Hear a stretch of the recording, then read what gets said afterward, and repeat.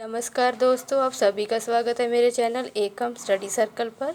आज मैं आपके लिए एक नया टॉपिक लेकर आई हूँ। अगर आप मेरे चैनल पर नए आए हो तो सबसे पहले मेरा चैनल सब्सक्राइब कर दीजिए। तो चलो आज की वीडियो शुरू करते हैं हम। आज मैं आपके लिए एक टॉपिक लेकर आई हूँ जिसका नाम है विराम चिन्ह। आज मैं आपको विराम चिन्ह के बारे में डिटेल में पढ़ाऊँगी कि उसका क्या महत्व है और उसके कितने भेद हैं। ठीक है दोस्तों, वैसे तो हम विराम चिन्ह के 6 या 7 भेद के बारे में ही जानते हैं, लेकिन आज मैं आपको उसके पूरे 16 भेद के बारे में बताऊंगी कि कंप्लीट विराम चिन्ह क्या होते हैं और उनका हम कहाँ कहाँ पर प्रयोग करते हैं। ठीक है दोस्तों, चलो शुरू करते हैं हमारी आज की वीडियो। मेरा टॉपिक है विराम चिन्ह। सबसे पहले हम जानेंगे इसका शाब्दिक अर्थ कि विराम चिन्ह का शाब्दिक अर्थ क्या होता है। ठीक है दोस्तों, विराम का मतलब होता है रुकना, स्टॉप। मतलब क्या, जब हम कोई भी सेंटेंस या वाक्य पढ़ते हैं उस समय उसमें हम जब भी कभी विराम लेते हैं मतलब रुकते हैं, तो उस वहाँ पर हम एक चिन्ह लगा देते हैं जिसको हम क्या बोलते हैं, विराम चिन्ह। मतलब क्या है, विराम का मतलब है रुकना और चिन्ह निशान। ठीक है, रुकने के लिए जो निशान हम लगाते हैं उनको ही हम विराम चिन्ह बोलते हैं। चलो सबसे पहले हम इसका महत्व समझते हैं कि उसे रोको मत जाने दो। ठीक है दोस्तों, जैसे कि पहली उदाहरण में उसे रोको मत जाने दो। मतलब क्या है, उसे रोको के बाद हमने क्या लगा दिया, कॉमा लगा दिया जहाँ पर। ठीक है, और मत जाने दो। ठीक है, वहाँ पर लास्ट में हमने क्या लगा दिया, पूर्ण विराम चिन्ह। ठीक है दोस्तों, जो हमने जहाँ पर कॉमा लगाया है इसको हम हिंदी में क्या बोलते हैं, अल्प विराम चिन्ह। जहाँ पर हमने अल्प विराम चिन्ह लगा दिया और जहाँ पर हमने पूर्ण विराम चिन्ह। और जब हमने जहाँ पर लिखा है कि उसे रोको, इसका मतलब कि उसे रोक लो, मत जाने दो। ठीक है दोस्तों, इसका मीनिंग यह हुआ। और दूसरी उदाहरण में इसका मीनिंग क्या है, उसे रोको मत जाने दो। ठीक है, जहाँ पर हमने मत के बाद जो अल्प विराम लगाया और दो के बाद तो हमने पूर्ण विराम लगाया ही है। इसका सेंटेंस का इस विराम चिन्ह के कारण इस सेंटेंस का मतलब ही बदल गया। जैसे कि वहाँ तो था उसे रोको मत जाने दो, यहाँ पर है उसे रोको मत, मतलब उसे रोकना नहीं है, उसे जाने दो। जहाँ पर था उसको रोको। ठीक है दोस्तों, इस प्रकार क्या है, जो विराम चिन्ह होते हैं उनके कारण हमारे सेंटेंस का मीनिंग बदल जाता है। ठीक है, अब हम इसकी परिभाषा पढ़ते हैं। पढ़ते जा लिखते समय भावों के अनुसार रुकने के लिए जो चिन्ह लगाए जाते हैं उन्हें विराम चिन्ह कहते हैं। ठीक है दोस्तों, जैसे कि मैंने आपको पहले ही बताया था कि जब हम कोई भी बुक पढ़ते हैं, कोई कहानी पढ़ते हैं, तो पढ़ते हैं जहाँ हम कुछ भी लिखते हैं, कोई सेंटेंस लिखते हैं, तो वहाँ पर भावों के अनुसार हम जब रुकते हैं, थोड़ा सा विराम लेते हैं, रुकने के लिए जो चिन्ह लगाते हैं उसको हम विराम चिन्ह बोलते हैं। ठीक है दोस्तों, आज आपको मैं बताऊंगी कि विराम चिन्ह के पूरे 16 भेद होते हैं। ठीक है दोस्तों, सबसे पहला भेद क्या है, पूर्ण विराम, मतलब जिसको हम डंडी भी बोलते हैं। ठीक है, पूर्ण विराम वाक्य की पूर्ण समाप्ति पर। ठीक है दोस्तों, मतलब क्या, जब कब कोई भी वाक्य हमारा कंप्लीट हो जाता है, पूरा हो जाता है, उसकी समाप्ति हो जाती है, उसके बाद हम जो चिन्ह लगाते हैं जिसको हम डंडी बोलते हैं, हिंदी में उसे पूर्ण विराम कहते हैं। वह कहाँ पर लगता है, जब किसी वाक्य की पूरी समाप्ति हो जाती है, उसका पूरा मीनिंग निकलता है। जैसे कि उदाहरण में हम पढ़ेंगे, वह अच्छा बालक है।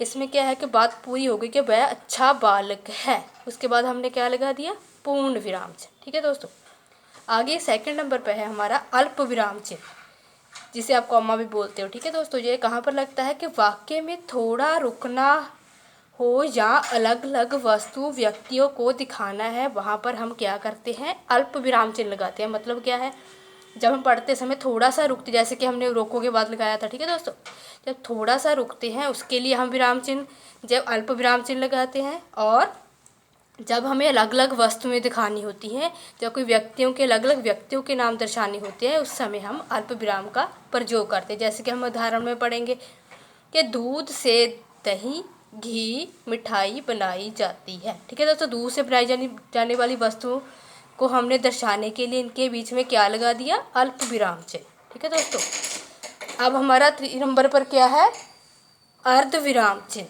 ठीक है दोस्तों, अर्ध विराम चिन्ह क्या होता है, एक पूर्ण विराम सेंटेंस पूरा होने पर एक थोड़ा सा रुकने पर लगाता है, अल्प विराम लगता है हमारा।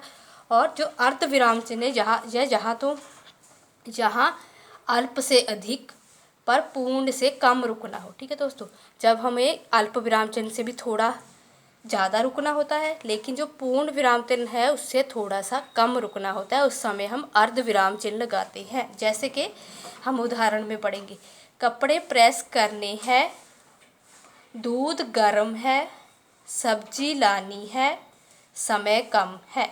उसके बाद हमने पूर्ण विराम चिन्ह लगा दिए। देखो दोस्तों, इसका चिन्ह क्या होता है, एक बिंदी नीचे कॉमा होता है, इस ऊपर एक बिंदी लगी होती है, नीचे कॉमा, इसको हम क्या बोलते हैं, अर्ध विराम चिन्ह। जब हम जहाँ कहाँ पर लगाते हैं, जब हम बहुत सारी बातों को करते हैं और उसके बाद हमारा सेंटेंस कंप्लीट होता है, उसके बीच में हम ये लगाते हैं। जैसे कि कपड़े प्रेस करने हैं, दूध गर्म है, सब्जी लानी है, समय कम है। ठीक है दोस्तों, इन सभी के बीच में हमने क्या लगा दिया, अर्ध विराम चिन्ह। ठीक है। और 4 नंबर पर हम पढ़ेंगे, 4 नंबर पर प्रश्नवाचक विराम चिन्ह।